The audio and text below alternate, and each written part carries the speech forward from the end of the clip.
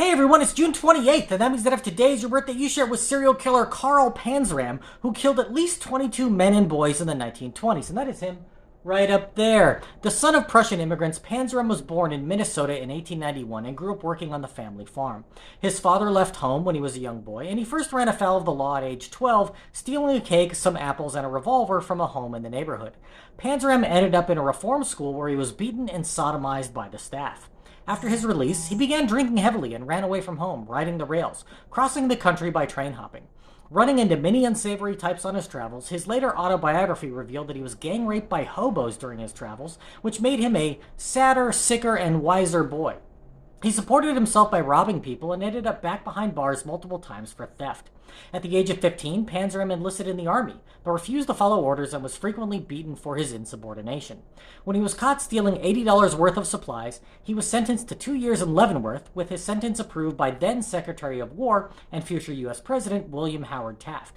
He later wrote, "I was a pretty rotten egg before I went there, but when I left there, all the good that may have been in me had been kicked and beaten out of me." As an adult, he continued his thieving ways, except he now often beat and raped his robbery victims instead of just stealing from them. He was incarcerated off and on under extremely harsh conditions for most of the next decade, but after a stint in Oregon, escaped in 1918 and headed east, raping and robbing as he went.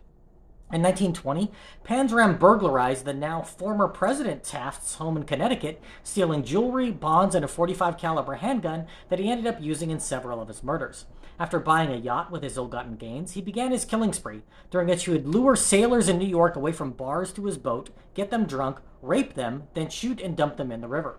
He wrote in his autobiography that he wasn't attracted to men, but raping his victims was his method of showing dominance.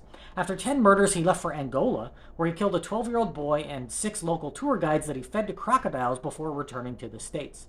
Panzram got back in 1922 and picked up where he left off, killing a man and 2 small boys, beating one to death with a rock.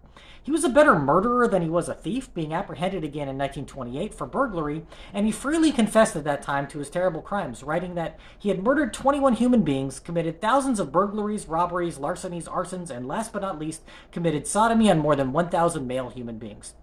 Panzram concluded by stating, "For all these things I am not in the least bit sorry." Sentenced to another stitch in Leavenworth, he killed a fellow prisoner, for which he was sentenced to death. He penned his autobiography while on death row, which wasn't published until 40 years later. Hanged in 1930, when asked if he had any last words, Panzram said, "Yes, hurry it up, you Hoosier bastard," and that he could kill 10 men while you're fooling around. If this is your birthday, I hope you have a great day. Leave me a comment so I can wish you a happy birthday. If you know somebody whose birthday it is today, send them this video so they can find out all about their birthday twin. And to Carl Panzram, I say, happy birthday, you bastard.